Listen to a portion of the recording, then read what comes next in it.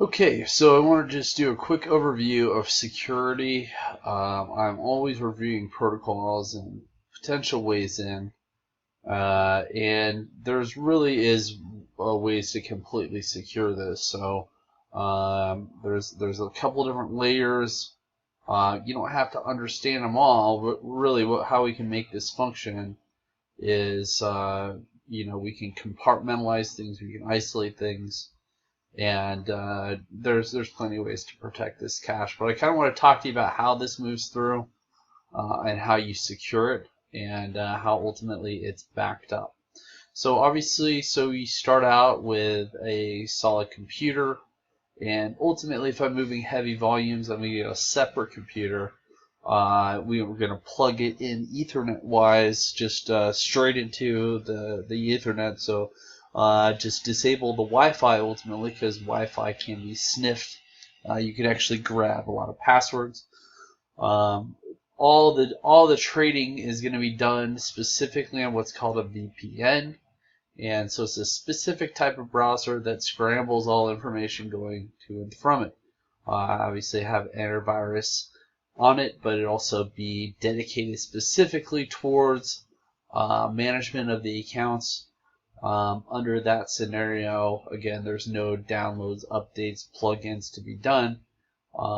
And again, that's just one of the best practices to be very, very secure about all of this. It's not all going to be necessary, but you want to have like triplicate layers of protection, but also make this usable as an investment. So this is called an exchange. So this is how you exchange your money and buy certain cryptocurrencies. So this is called Coinbase. This is the world's largest. It's not the best as far as fees, but it's the best as far as usability and to be able to kind of track things. So this is a good starting point, but as you can see, I don't keep any money on exchanges. I mostly you just basically use it to buy it, and then you move it off into what's called a wallet. And so we'll get that into a second here. But as you see, I have my credit card attached here, or my checking account attached here. And you have the three types of coin that you can buy. These two are the most stable. Litecoin is mostly doing nothing. All right. So you can buy. You basically, it'll pull right from your account. You can click Buy Max and buy. Okay. So that is how you acquire this stuff. Now, what you have to be cautious of, and I just want to generally mention this here, because when you talk about overall security, this is exchange. Exchange is not a really safe place to store things. It's something to buy. So just like you don't still store an expensive painting at a gallery necessarily, you store it in a vault. This is still a gallery. Now, you can see the delays here, and this is just happening recently. Normally when you buy a thing, it just puts it right through. We're seeing, week to 2 week delays just because of all the capital that's moving in. And that's kind of what you should be aware of here. This isn't even a bank run. This is interest. This is test runs. And already you're seeing this enormous spike of traffic. And again, you want to position yourself into safety. It's already obvious to me this is already happening. When you look at this rise within, a series of a month, you see it go from, $50 to 5 times that and stabilize at that price point. This is already happening as far as hyperinflation. It's just this is an unregulated market, so it pops first. This is why the next 3 months are going to be critical. Okay.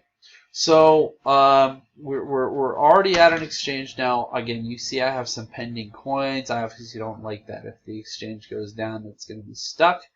But you time it right, and it's going to be able to move out. Now I was able to move out a significant amount of cryptocurrencies. The next step is to move it into what's called a wallet, and you could even call it a term called a hot wallet. So once you move it off the exchange, you are securing it, and actually it prevents you from going through kind of a Mt. Gox situation. So it's still somewhat vulnerable to hacking, but again, if you're not using to surf, you're not having connected to Wi-Fi, you're using a VPN in that type of situation, it is extremely secure.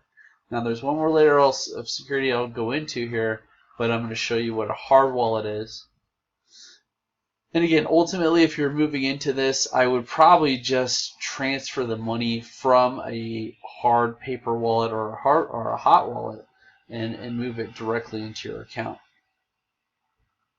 Okay, so as you see, it's Exodus. This is an encrypted program, encrypted wallet, and this is where you can store things on your computer. You're typing in a secure password. You can use things to restore this if you lose it, if your computer dies or whatever. So there's another layer of protection on this here. So.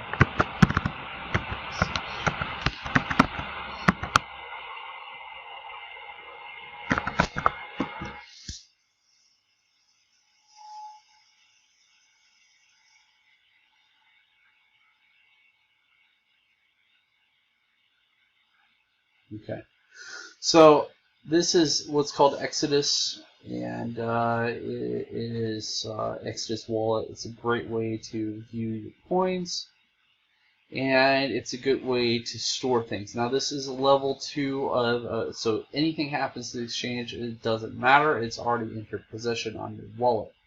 Now this is good because it is a pretty mobile way to move money around and have super minimal fees. So there's, the two major ones, Ethereum and Bitcoin. Basically, you can go into this and send or receive. Right? So you can send things to another wallet and pay for things directly with currency. So, or you can send it back to the exchange and have it send to reconvert it to cash. So we could put this right back into my account, but just by having it sit on this exchange, or this wallet, that gives you another layer of protection. Now, there's a couple different concerns. I know you guys are concerned about drops. What I have it do is trigger to sell at a percentage. So if I see a 7% drop, I'll sell. I'll get a notice when I start seeing a 4 to 5% rise, and I can buy back in. And both of these companies are solid enough that they are going to be around consistently. Now I know there's doubt, there's skepticism. I know this space. I've been tracking this chart and predicting exactly what's happening. From 160, it's going to tick up 2 or 3 months, right up to 540. And again, I've been keeping up your tabs. It's already up $90 since I said it to watch Ethereum. So, I mean, there is a lot of instability between coins, but when you look at the technology behind it and you understand what the market moving forces are, you know what's stable. You can position yourself well, and you can make enormous, amazing gains. It sounds completely risky, but again, this is a brand new market. This is it's a birth of a new money, which means exponential gains at this point. And again, this summer is where we're going to really see this multiple hundreds of percent moves, multiple times moves. Now, it's again, the cryptos are going to pop first. They're going to continue to pop up, and then you'll see the metals move into it when you really finally reach a pace of crisis. If we finally reach that point. So again, it would take a lot to bring down these price fixes on metal. Because this is unregulated, you're seeing an enormous amount of capital flight right into this economy here. So, okay, so we went through this is called a software wallet or a hot wallet. You can pay directly through this or through a phone. You can move portions of this cash back into the exchange here. So you go back to, send request, and you can request funds and get funds in here, and then you basically just cash it out. So you go to buy and sell, you choose how many you want to sell, and it puts it right back in your bank account. So, eventually you're going to probably have to move a majority of your assets into this if you start seeing hyperinflation. We'll go over those triggers later. Okay, so now let's go through and look at what's called paper wallets, and this is the absolute epitome of security.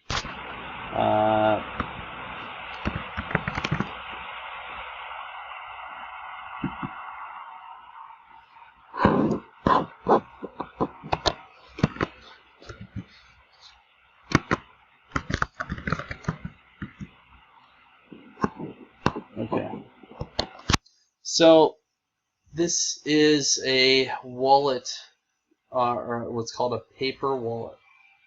So this is a printer that's designed to print out your code. So this is the only place that this exists.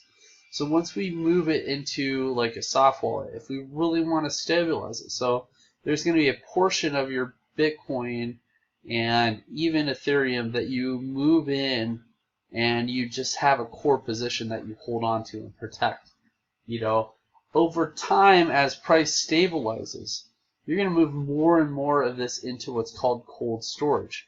Again, this is the absolute height of security. We're going to create redundant systems as far as different wallets, and different also exchanges. So Coinbase isn't even close. They use about 5 different exchanges just for security, just for speed. Again, one exchange goes down, you have as much gains that it doesn't really matter that much. I mean, obviously, you're doing the best practice of moving it out of exchanges. But ultimately, again, you can keep it in a hot wallet if you have a lot of trades to be done. If I'm putting the money to be staged to make some kind of move, if there is some kind of questionable period in the evolution of some of these cryptocurrencies, then I'm going to move it out. I'm going to move it in a hot wallet and put it on deck, so to speak, in order to trade it. But over time, you're going to see this technology mature and the price stabilize. When you start to see that happen, you basically move it into what's called a paper wallet. So this was a printer designed specifically for that purpose. It's not connected anywhere online. It doesn't back up anything to your computer. And what it does is basically print you out a receipt of your Bitcoin. That's the only place it exists. So you can take this copy and hide it and basically have access to all your money. So there's all kinds of ways to hide things. I know it sounds whatever it sounds like. I mean, this is a different way of thinking, a different way to manage money. But it's a way to protect the majority of your assets while you're kind of bringing out assets to move month to month in order for general living and billing expenses, etc. So the majority you keep in what's called a cold wallet, and then and that secures it. We can put it in a safe, we can put it in a hiding spot anywhere, and we can you can have a copy, mom can have a copy, whatever you need to do to back this up. So ultimately, this is the gold standard. This is absolutely unhackable unless you're kind of put under duress or interrogated.